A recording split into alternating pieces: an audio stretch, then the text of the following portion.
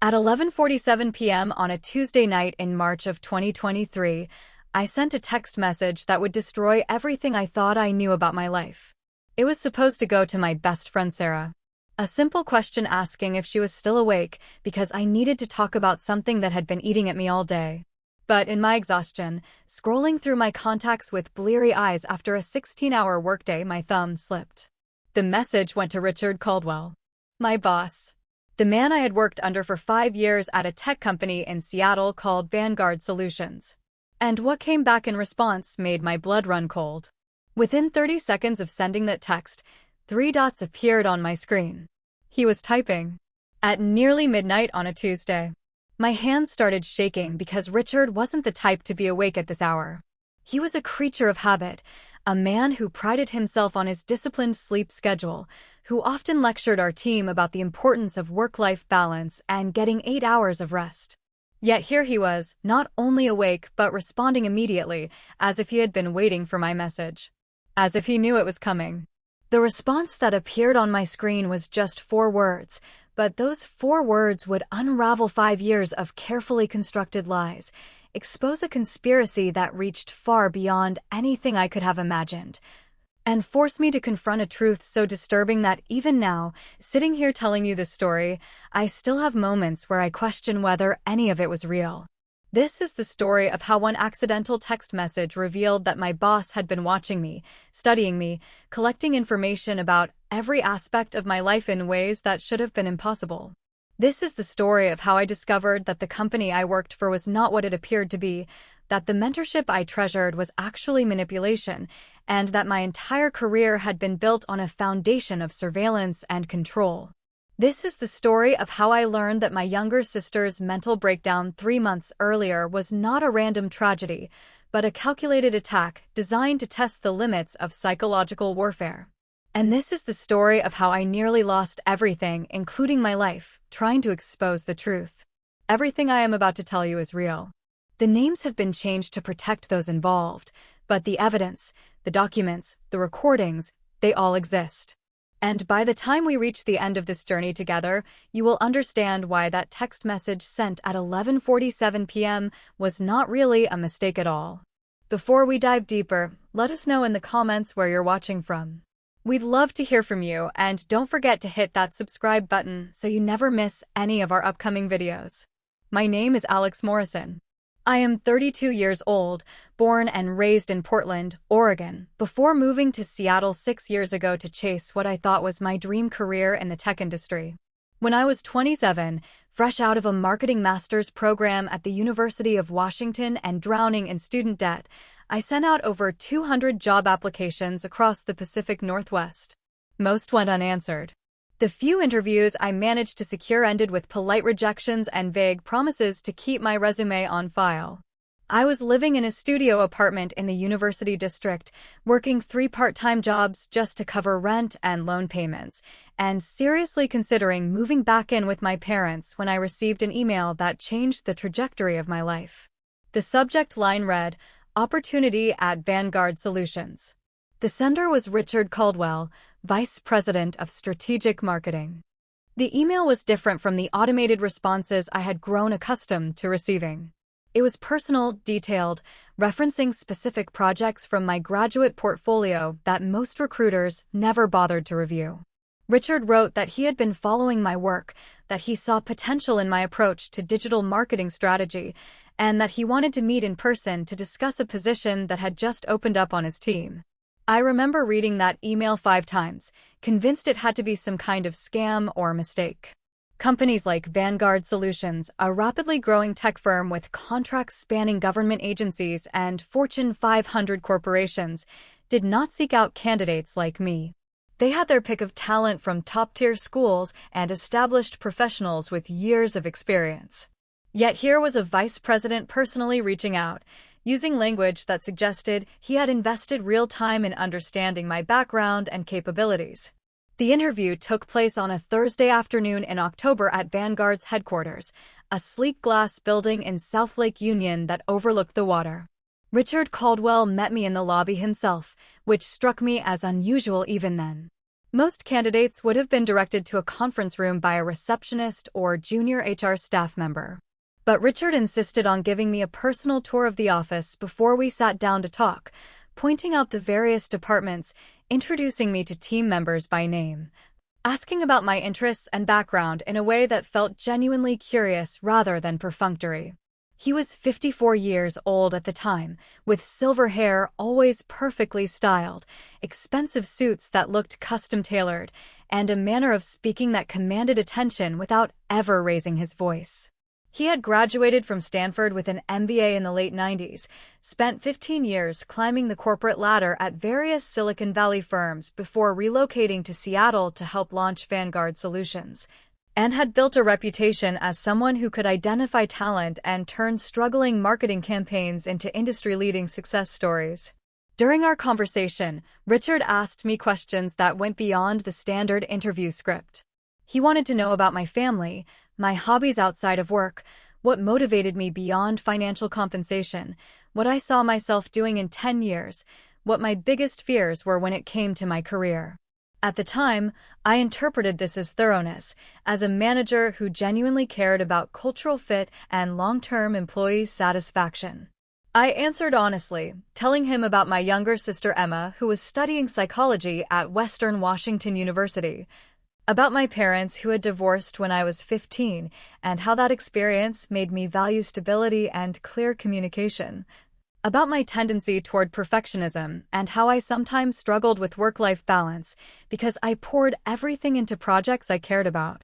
Richard listened intently, taking notes, nodding at certain points, asking follow-up questions that demonstrated he was truly processing what I was saying rather than just waiting for his turn to speak.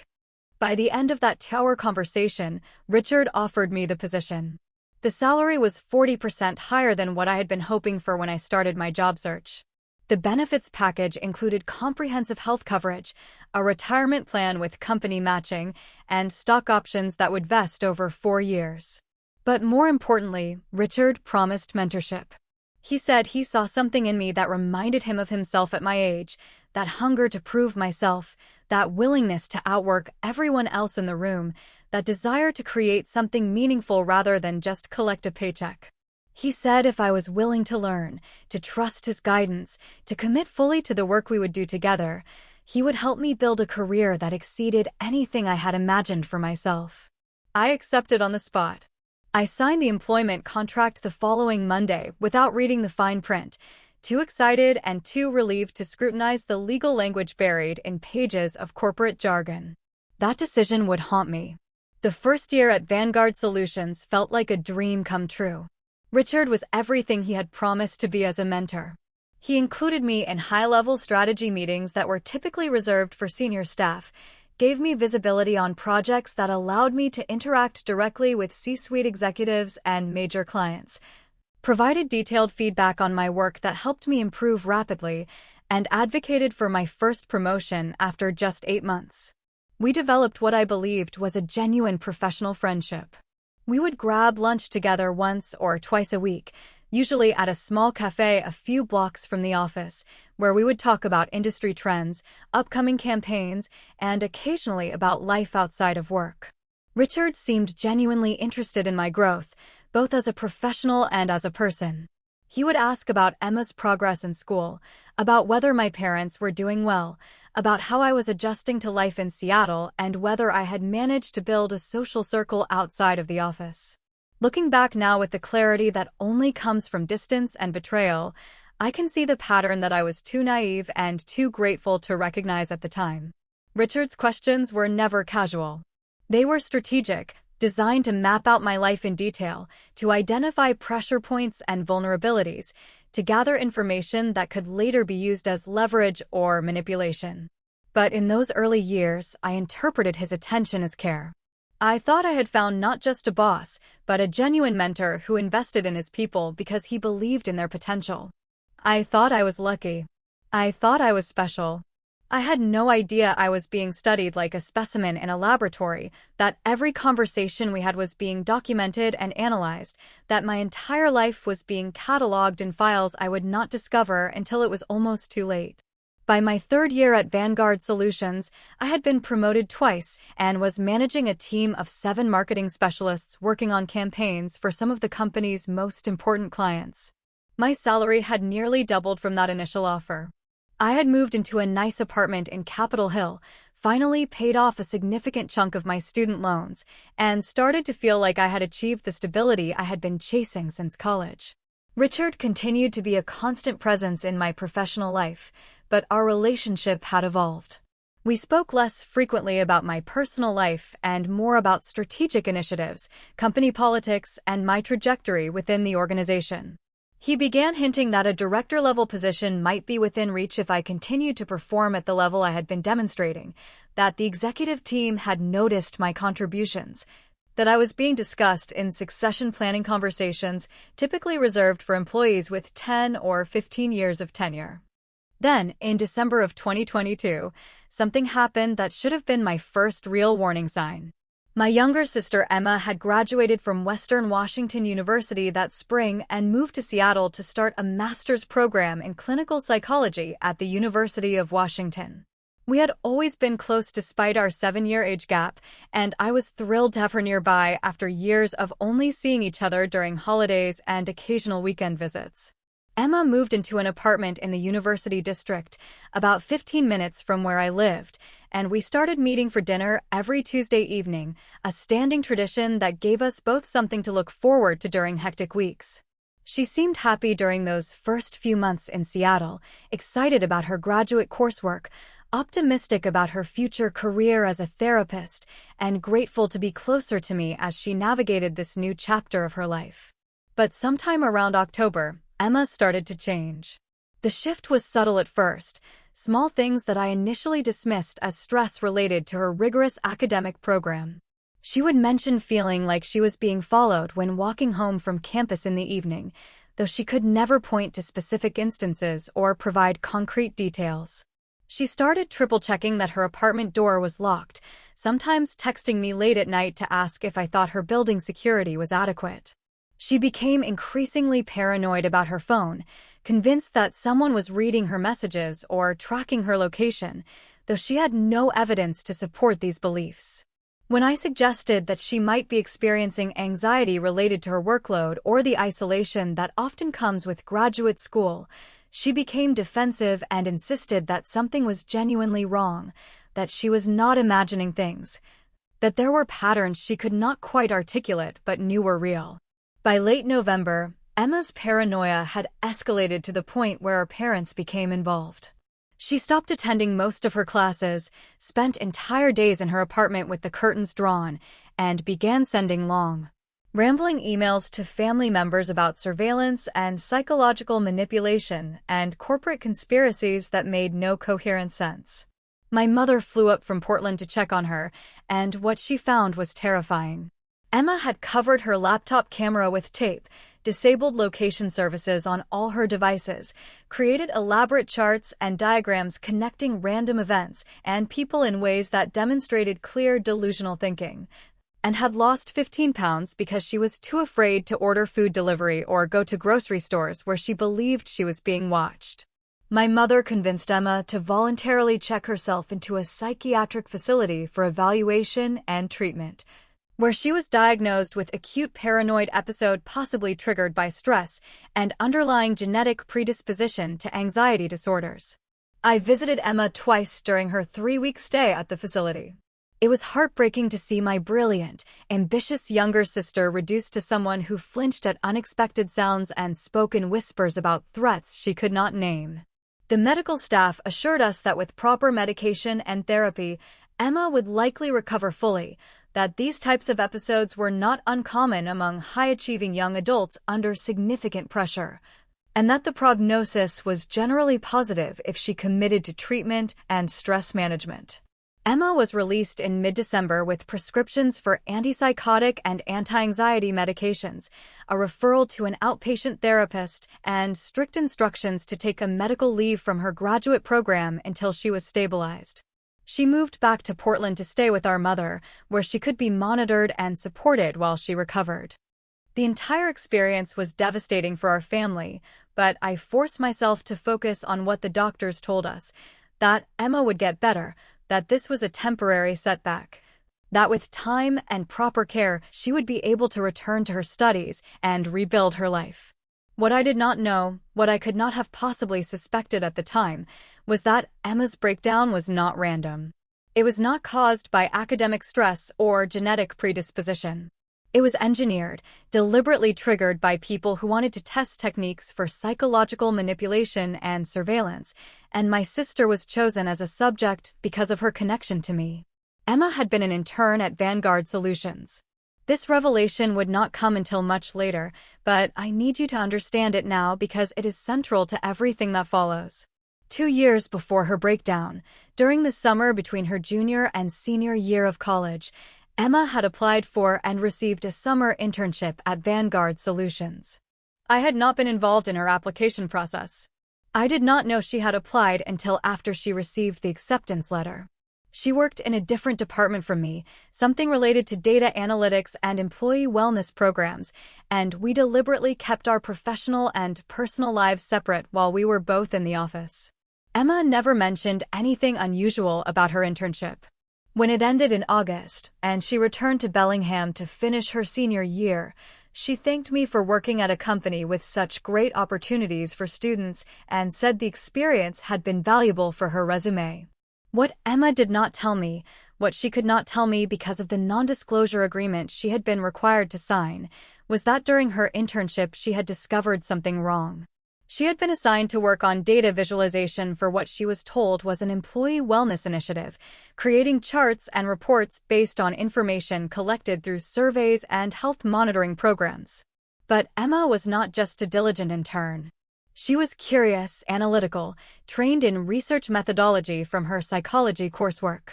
She started noticing inconsistencies in the data she was working with, patterns that did not make sense for a wellness program, information that seemed far too invasive and detailed to have been voluntarily provided by employees.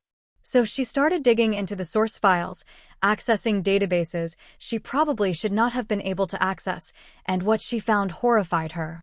Vanguard Solutions was not just monitoring employee wellness. The company had implemented a comprehensive surveillance system that tracked everything: email communications, web browsing history, keystroke patterns, location data from company-issued devices, even audio recordings from laptops and workstations that could be remotely activated.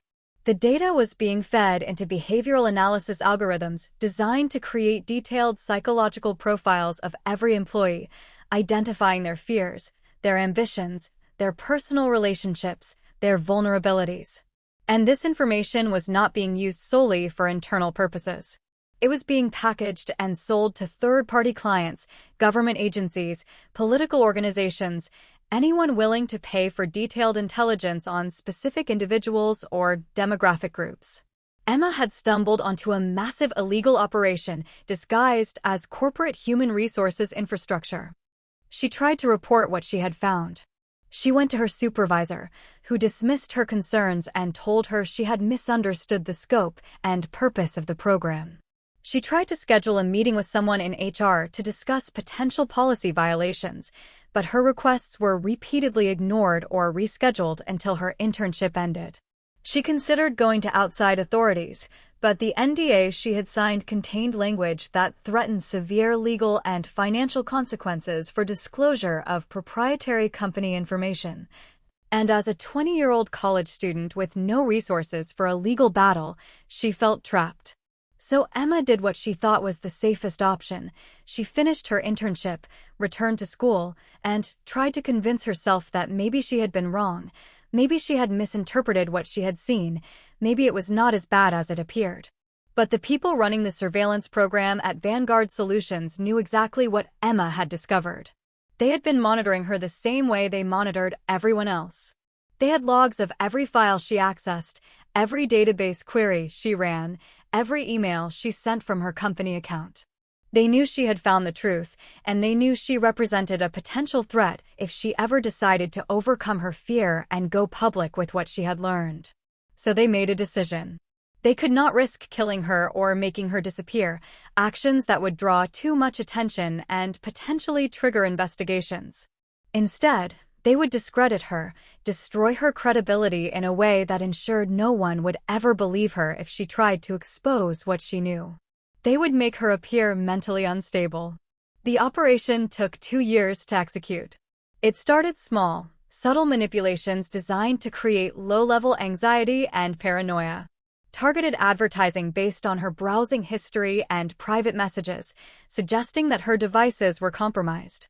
Strangers in public places who seemed to be watching her actually hired actors paid to follow specific routes and create the impression of surveillance. Small changes to her apartment when she was out, objects moved just slightly, things rearranged in ways she could not quite prove but knew were wrong. Text messages from unknown numbers that contained information they should not have access to, then disappeared when she tried to show them to others.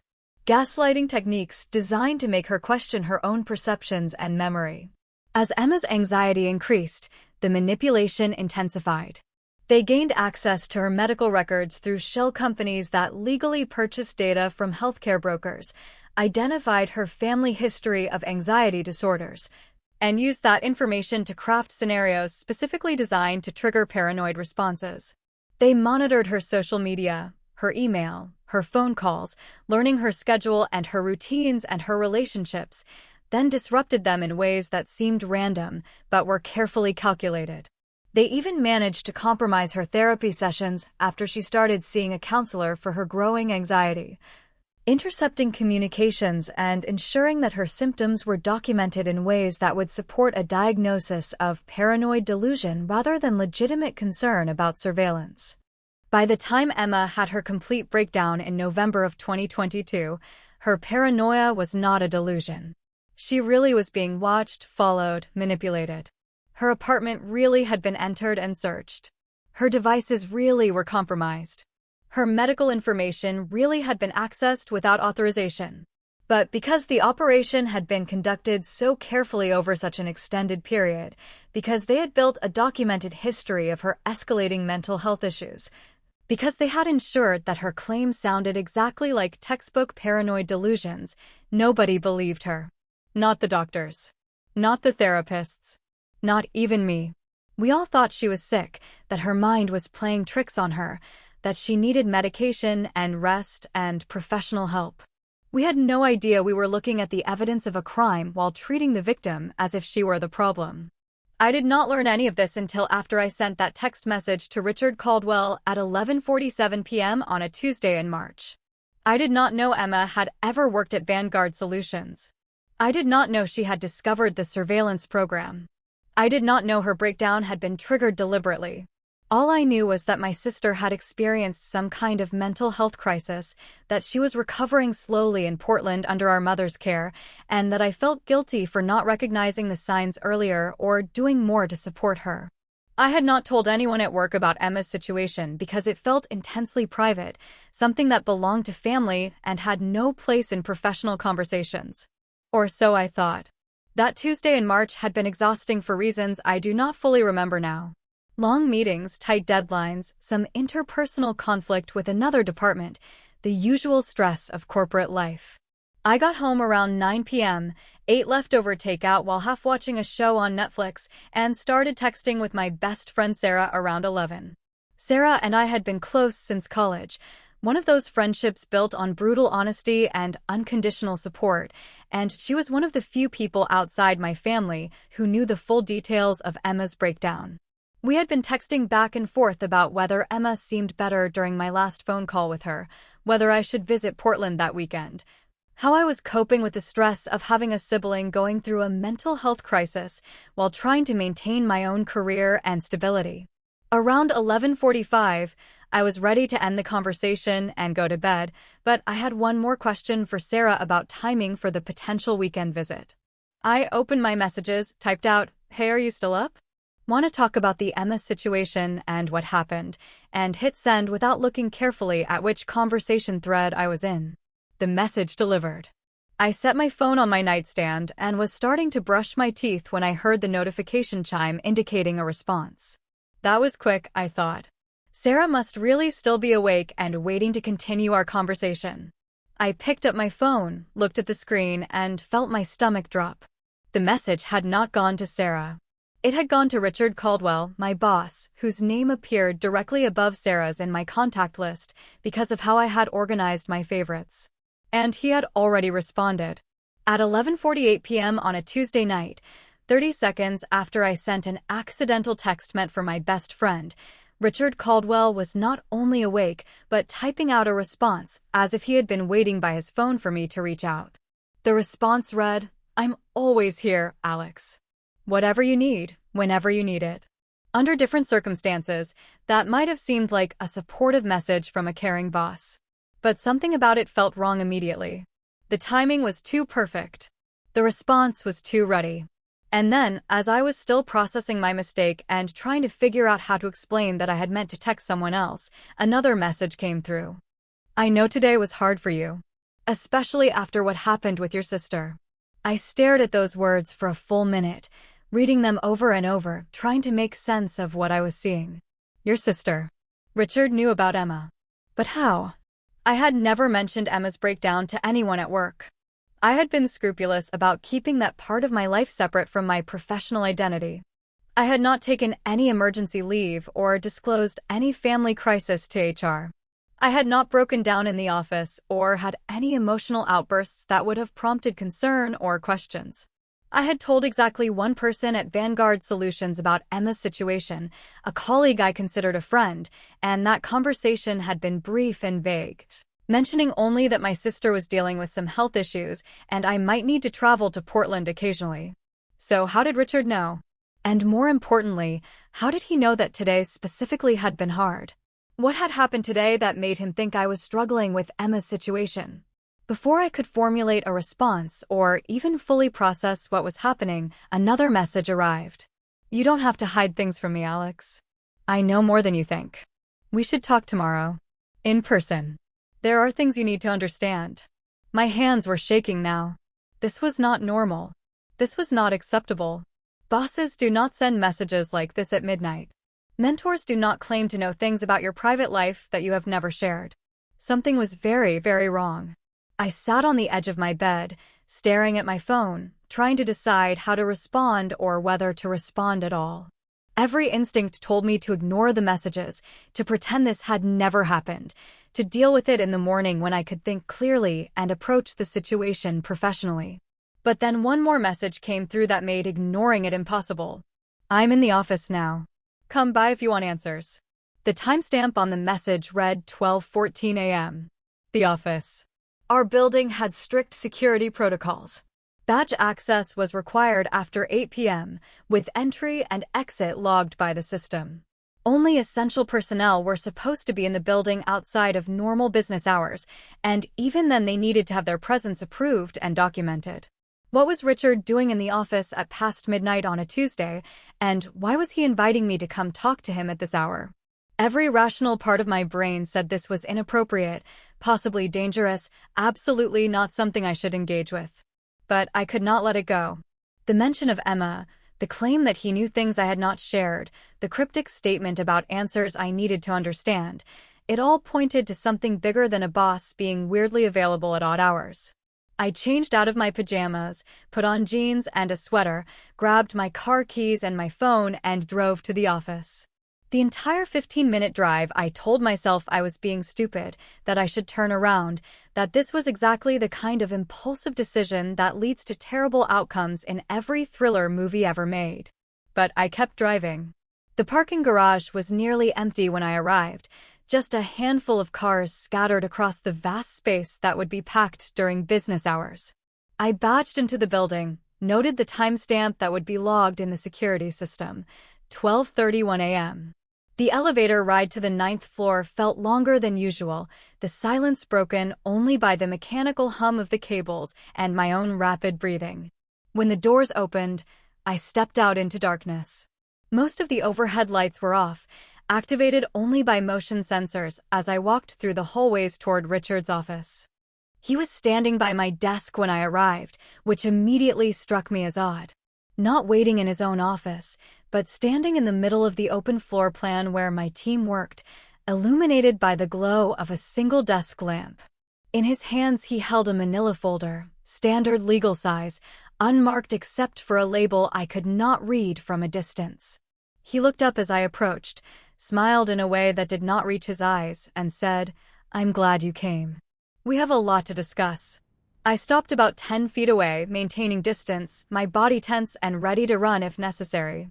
"Richard, what is this about? How do you know about my sister? And what are you doing here at this hour?" He did not answer immediately. Instead, he walked to the nearest conference room, flicked on the lights, and gestured for me to follow. "Sit down, Alex. Please." Against every instinct screaming at me to leave, I followed him into the conference room. He closed the door behind us, which made the hair on the back of my neck stand up, but he left the blinds open so anyone passing by could see in, which provided some small measure of comfort. He sat down across from me and slid the manila folder across the table. "Open it," he said quietly. My hands trembled as I reached for the folder, lifted the cover, and began to page through the contents. What I found made me physically nauseous. The folder contained documents that should not exist, that could not possibly exist, because they represented information I had never shared with anyone at Vanguard Solutions, and in many cases, had never shared with anyone at all. The first page was a photocopy of my sister Emma's psychiatric evaluation from her stay at the inpatient facility, including her diagnosis, her prescribed medications, and detailed notes from her therapy sessions. The second page was a transcript of text messages between me and Sarah from earlier that evening, the conversation I thought was private, printed out with timestamps and sender names clearly marked. The third page was a printout of my bank statements from the previous 6 months, showing every transaction, every payment, every deposit, information that I could only access through secure login to my personal financial accounts.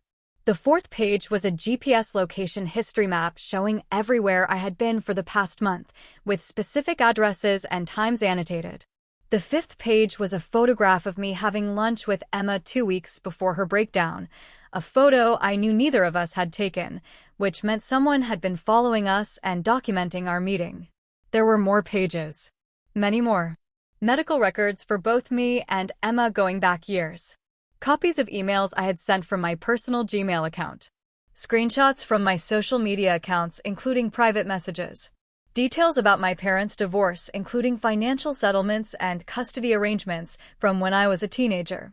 Information about my student loans and payment history. Transcripts of phone conversations I had with my mother. Even a psychological profile assessment that analyzed my personality traits, my likely responses to stress, my emotional vulnerabilities, all written in clinical language as if I were a subject being studied rather than a person living my life.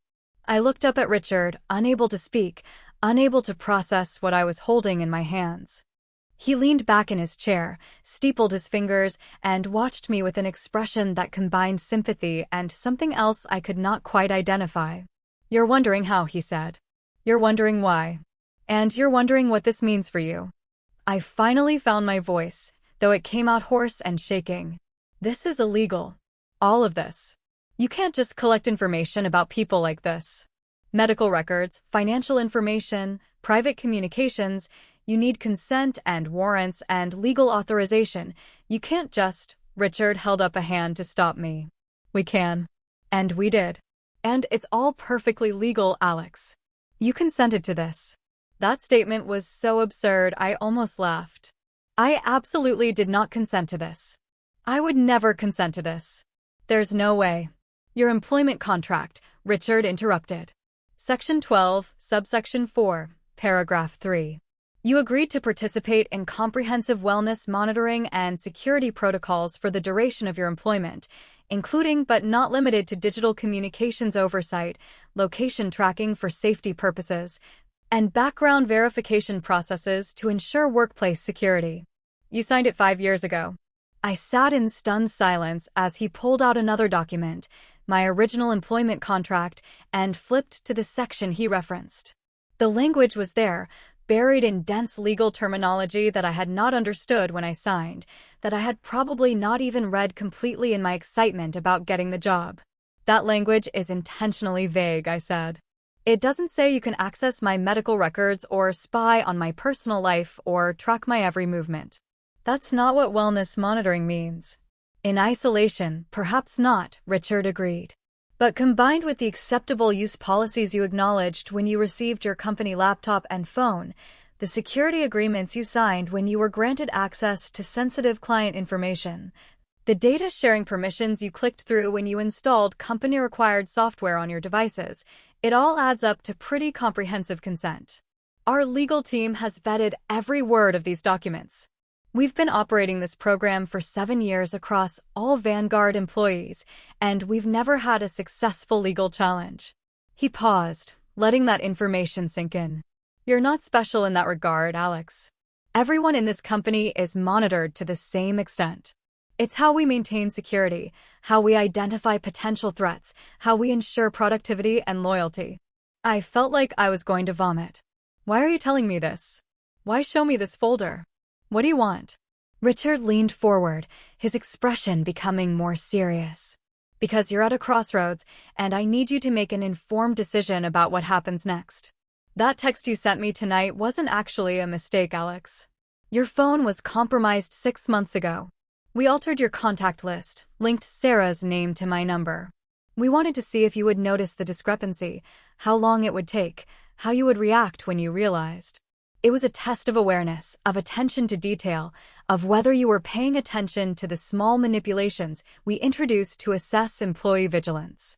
He said this as if it were the most normal thing in the world, as if admitting to hacking my phone and manipulating my communications was just standard corporate protocol. You're insane, I whispered. This is completely insane. And I'm leaving. I'm going to the police. I'm going to the media. I'm going to make sure everyone knows what you're doing here. Richard did not try to stop me as I stood up, but his next words froze me in place. Your sister didn't have a spontaneous mental breakdown, Alex. I turned back slowly. What did you say? He opened another folder I had not noticed him bring to the table and spread out a series of documents and photographs. Emma worked here 2 years ago as a summer intern. She was assigned to data analysis for our employee wellness program. But Emma was curious, started accessing information above her clearance level, discovered the extent of our monitoring operations. We couldn't let her talk about what she had found, but we also couldn't just silence her through conventional means without risking attention. So we initiated a protocol designed to discredit her preemptively. My mind was reeling, struggling to connect what he was saying to what I knew about Emma's breakdown. You're saying you caused Emma's paranoia? You made her sick? Richard nodded calmly. Over the course of 2 years, we implemented a comprehensive psychological manipulation campaign. Surveillance that she could sense but not prove. Gaslighting techniques to undermine her trust in her own perceptions. Targeted messaging designed to trigger anxiety responses based on her psychological profile and family history of mental health issues. We had access to her medical records, knew exactly which buttons to push. By the time she had her breakdown, no one would have believed her if she tried to report what she had discovered during her internship. She sounded exactly like a paranoid schizophrenic, which was the goal. We documented everything, ensured her medical records supported the diagnosis we needed. It was a perfect operation. I could not breathe. The room was spinning. Everything I thought I knew about the past 3 months, about my sister's suffering, about my own role in dismissing her concerns and supporting her hospitalization, it all came crashing down as I realized we had been played from the beginning. You destroyed her mind to cover up your crimes. Richard shook his head. We protected our operations. Emma made a choice to dig into areas she had no business exploring. Actions have consequences. She's alive, she's receiving care, she'll recover eventually with proper treatment. That's more mercy than many organizations would have shown in similar circumstances. He stood up, straightened his tie, and looked at me with something almost like pity. Now you have a choice to make, Alex. You can walk out of here tonight and try to do what Emma couldn't. You can go to authorities, try to expose this program, spend years fighting legal battles against a company with unlimited resources and teams of lawyers who specialize in making problems disappear.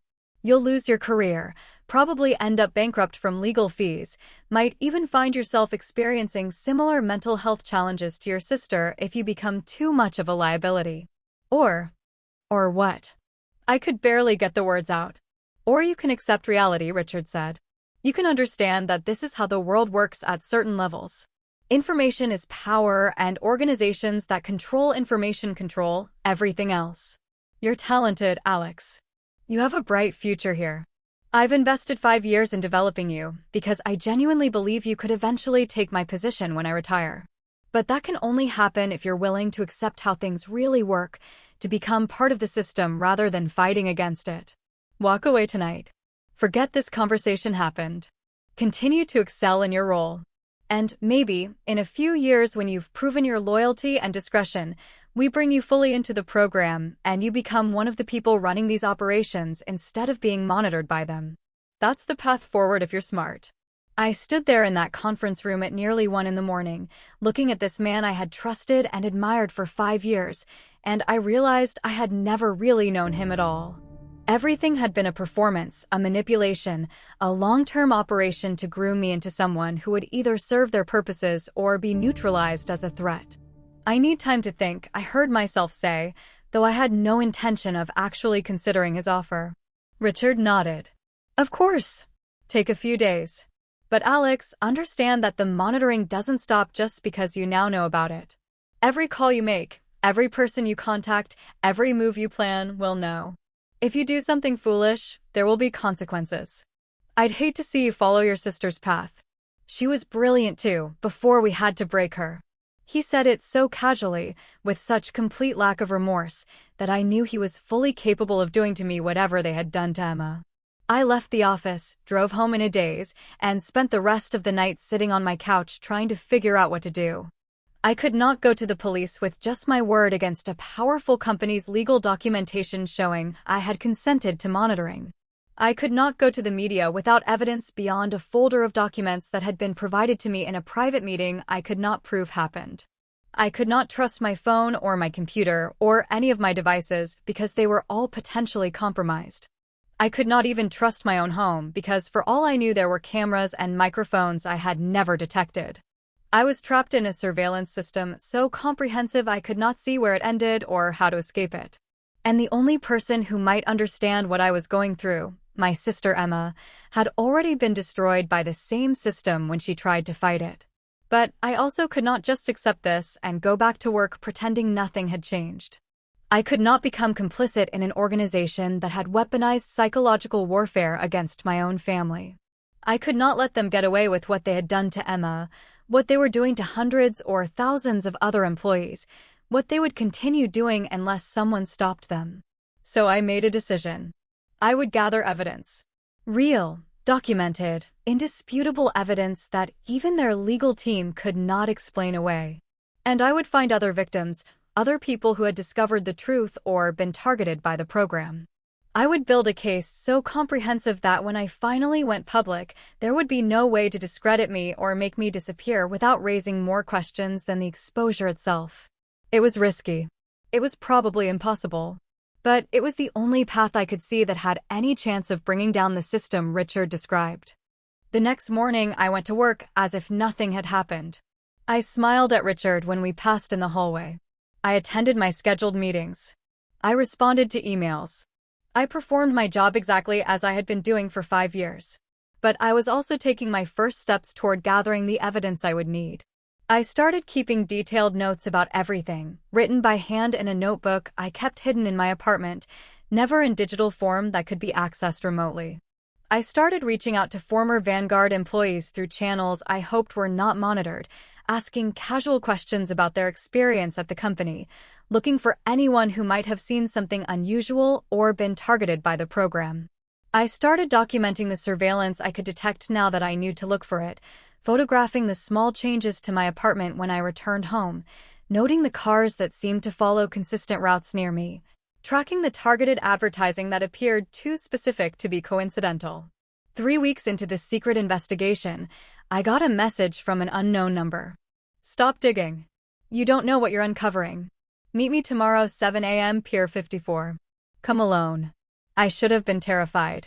I should have recognized this as a trap or a warning that my investigation had already been detected. But I also saw it as an opportunity. Someone else knew something. Someone else was willing to risk contact despite the monitoring. So I went to Pier 54 at 7 a.m. on a foggy April morning, and I met Catherine Pierce, a woman who would change everything. Catherine was in her mid-40s, former Vanguard employee who had worked in the data analysis division for 6 years before resigning abruptly 3 years ago. She looked tired, nervous, constantly scanning the area around us as we walked along the waterfront. "You think this is about employee monitoring," she said without preamble.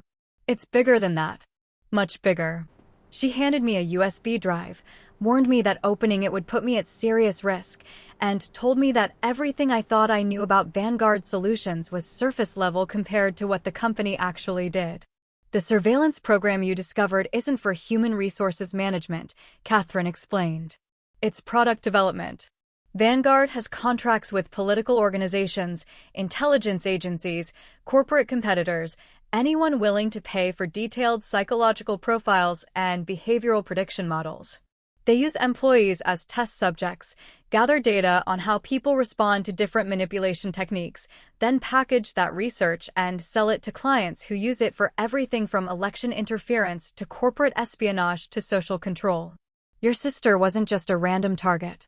She was a pilot program testing whether they could induce specific mental health crises in individuals with particular psychological profiles. They wanted to know if they could make someone appear crazy on demand, discredit them completely, and they used Emma to prove they could." I felt sick listening to this, but Catherine was not done. "Richard Caldwell isn't the top. He's middle management in a much larger operation. The real control comes from above him, from people whose names don't appear on any corporate documents, who use Vanguard and a dozen other companies like it as fronts for activities that would be felonies if anyone could prove they were happening. They've been doing this for over a decade, operating in legal gray areas created by vague data privacy laws and mandatory arbitration clauses that prevent lawsuits from ever reaching public court. You cannot fight this alone, Alex. They will destroy you the same way they destroyed Emma, and no one will ever know what really happened." I asked Catherine why she was telling me this, why she was taking the risk of meeting me if the system was so comprehensive and inescapable. She looked at me with an expression of profound sadness. "Because I tried to fight them 3 years ago. I gathered evidence, went to federal investigators, filed reports with every relevant agency. And nothing happened. The investigations stalled. Evidence disappeared. Witnesses recanted their statements. I lost my job, my savings, my marriage, almost lost my life when I had a convenient car accident that nearly killed me. But I survived, and I've been waiting for someone else to discover the truth, someone who might have a better chance than I did. You're that person, Alex. You're high profile enough within the company that your disappearance or destruction would raise questions. You have credibility. And you have motivation because they hurt your family. Use that. But be smarter than I was. Don't trust official channels. They've compromised the system at every level." Catherine left me with the USB drive and one final warning. They know we're meeting right now. By tomorrow, they'll have a story about who I am and why you shouldn't believe me. They'll probably send me away or make me disappear for violating the conditions of my settlement agreement. Whatever you're going to do it fast. You don't have much time." She walked away down the pier, and I never saw her again. That night, I plugged the USB drive into an old laptop I had purchased with cash from a pawn shop, one that had never been connected to any of my accounts or networks. What I found on that drive confirmed everything Catherine had told me and worse. Financial records showing payments from Vanguard to political campaigns, foreign governments, private military contractors. Email communications detailing the sale of employee psychological profiles and behavioral manipulation techniques. Research reports treating human subjects, actual Vanguard employees, like laboratory animals in psychological warfare experiments. There were videos. Surveillance footage of employees being manipulated in real time, unaware they were part of controlled experiments testing different propaganda techniques, emotional triggers, decision-making interference. There were medical records for dozens of people like Emma, Individuals who had discovered too much or asked too many questions or simply had psychological profiles that made them interesting test subjects, all of them targeted with campaigns designed to induce specific mental health crises. There were legal documents showing how Vanguard used mandatory arbitration and non-disclosure agreements to prevent victims from ever seeking justice, how they had paid millions in secret settlements to people they had damaged, how they had operatives in law enforcement and regulatory agencies who helped bury investigations before they could gain traction.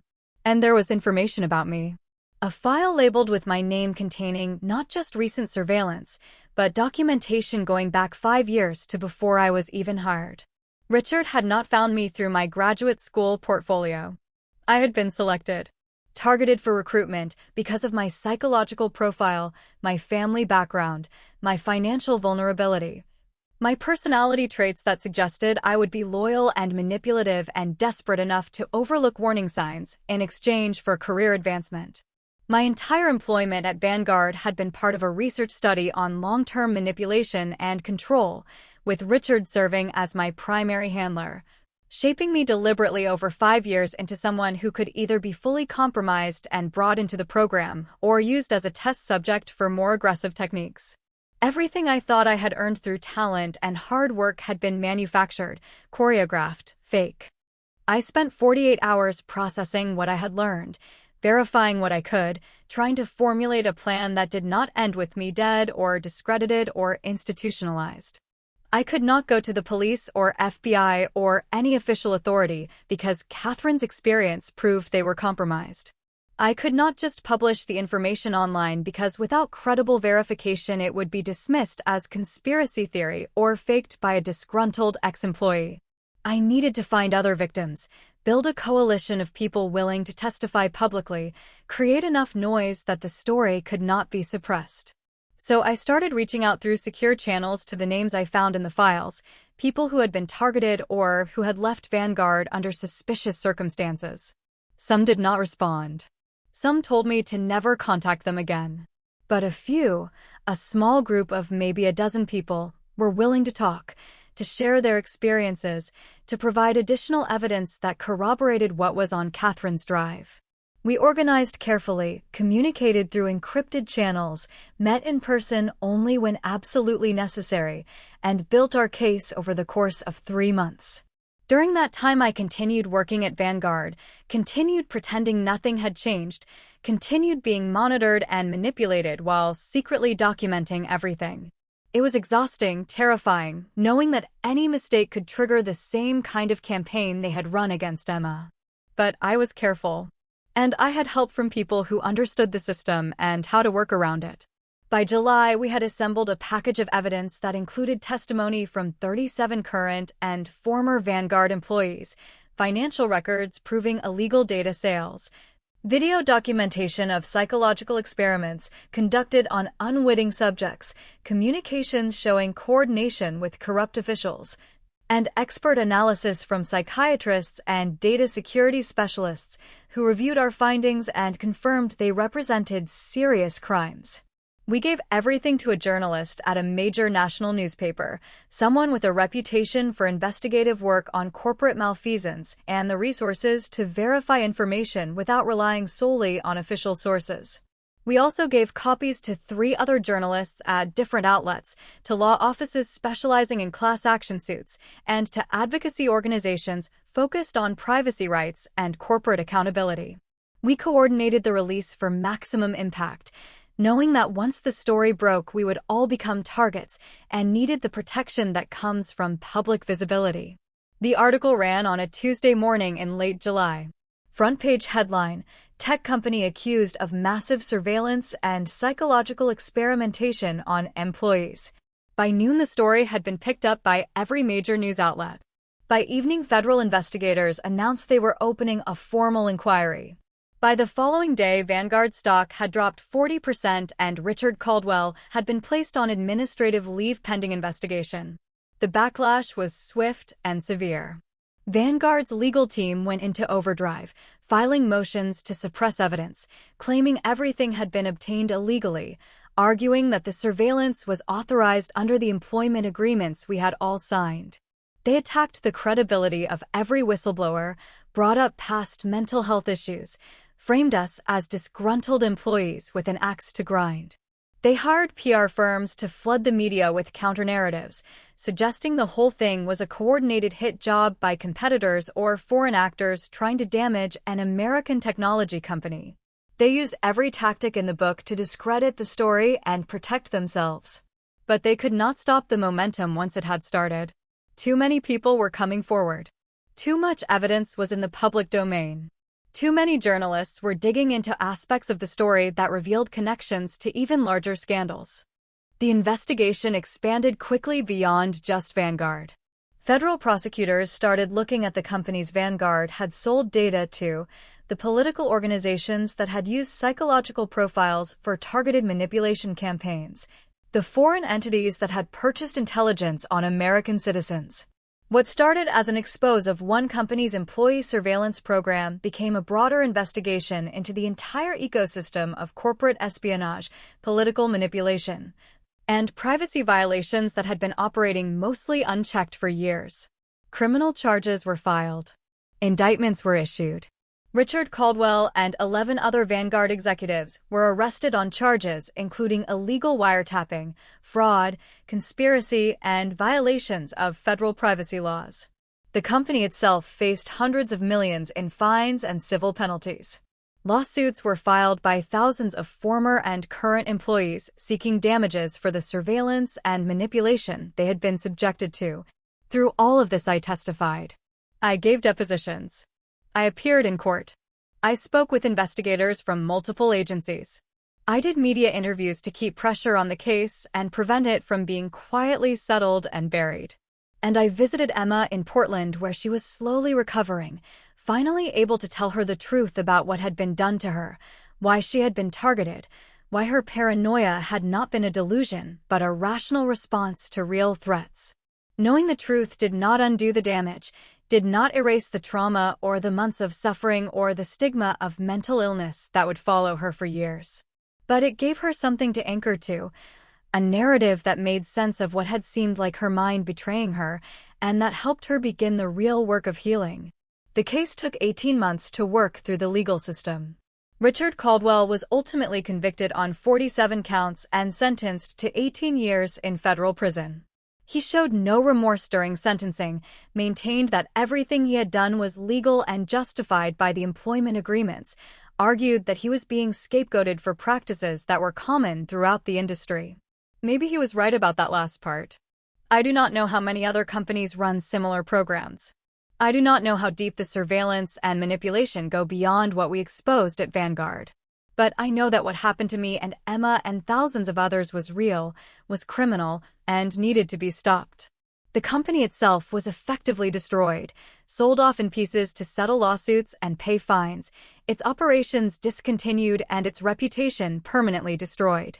Some of the executives took plea deals and testified against others higher up the chain. Some fled the country before they could be arrested. Some died under circumstances that were probably not as accidental as they appeared. The full story may never be completely known. As for Catherine Pierce, she resurfaced about 6 months after the story broke. She had been in witness protection the entire time, had been cooperating with federal investigators for 3 years before I ever met her, and had been the key source who helped prosecutors understand the extent of the criminal enterprise. Everything she told me that morning on the pier was true, and everything she gave me on that USB drive became central evidence in the case against Vanguard. I visited her once after the trials ended, thanked her for her courage in fighting this system when it seemed impossible, asked her how she was coping with everything that had happened. She told me she was tired, that exposing the truth had cost her almost everything, but that she had no regrets because it was the right thing to do, and maybe now other people would be protected from experiencing what we had experienced. I left Vanguard, obviously, resigned the day the news story broke, knowing I could never work there again even if the company somehow survived.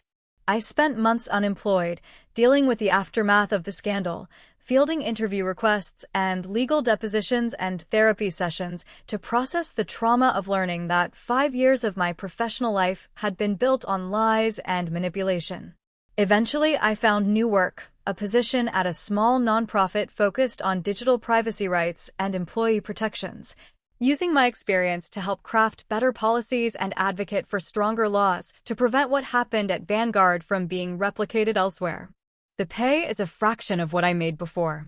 The work is harder in many ways, less prestigious, more frustrating because changing systems is slow and difficult. But it feels meaningful in a way my corporate career never did, even before I knew the truth about what I was participating in. Emma is doing better.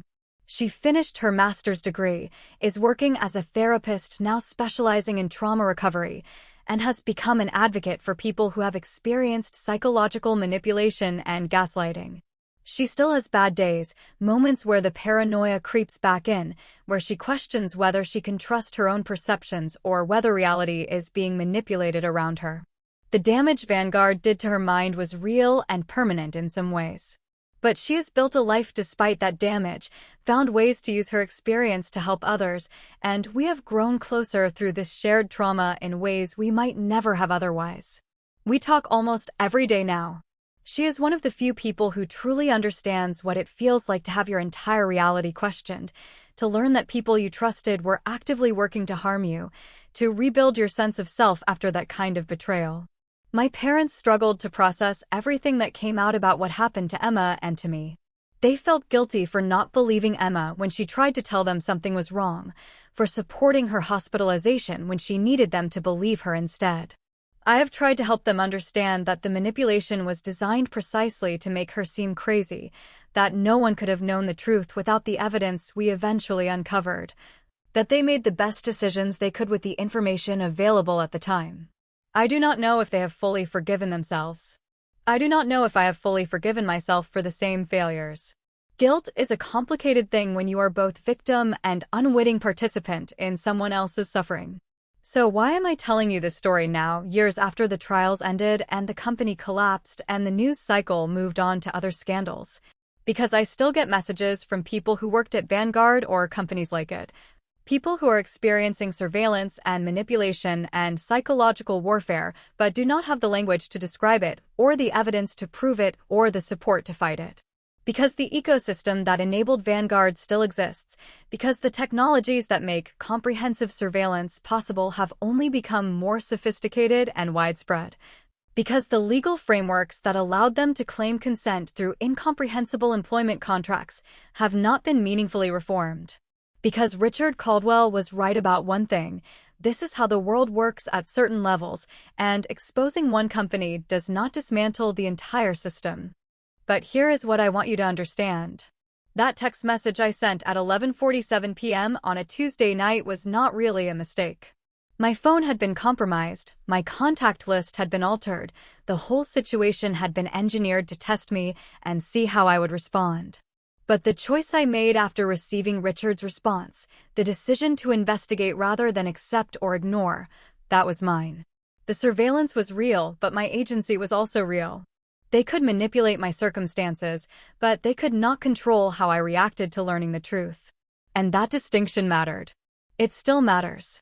Because systems of control rely on people not fighting back, on victims accepting their victimization, on truth remaining hidden because exposing it seems too difficult or dangerous or costly.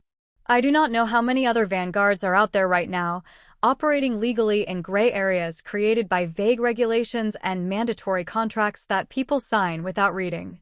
I do not know how many other Emmas are being targeted, how many other Alexes are being groomed, how many other Catherines are trying to fight systems that seem designed to be unfightable.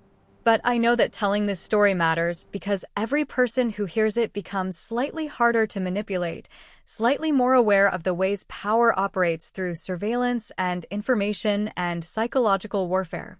Knowledge is not enough by itself to protect you, but it is the necessary first step toward protection. You cannot fight what you cannot see, cannot name, cannot understand. So I will leave you with this question. The same one I have asked myself thousands of times since that night in the conference room when Richard showed me the folder with my name on it. How much of your life is really yours? How many of your decisions are made freely versus being nudged by algorithms and targeted advertising and behavioral manipulation techniques designed to predict and shape what you will do? How much are you being watched by the devices you carry and the platforms you use and the employers you work for? How much of what you think is privacy is actually just the illusion of privacy, surveillance dressed up in friendly language about security and convenience and personalization? These are not rhetorical questions. These are things you need to think about seriously because the technology exists, the economic incentives exist, and the legal frameworks are inadequate to protect you.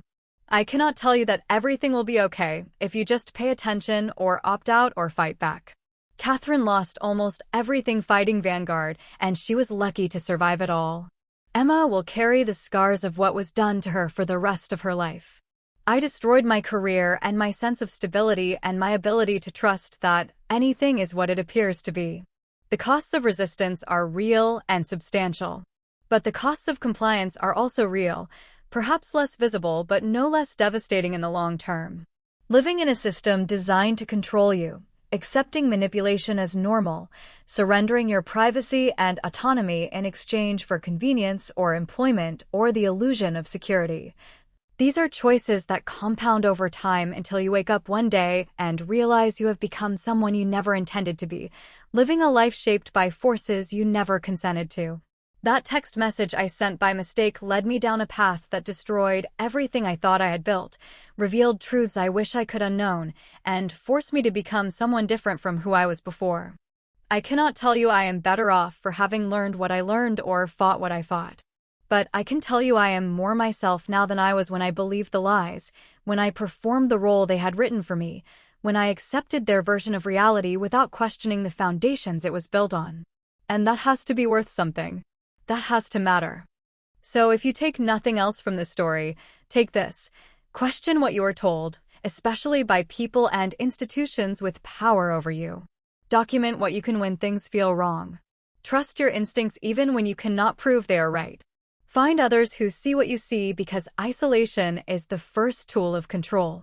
And remember that the surveillance is only as powerful as your willingness to believe you are powerless against it.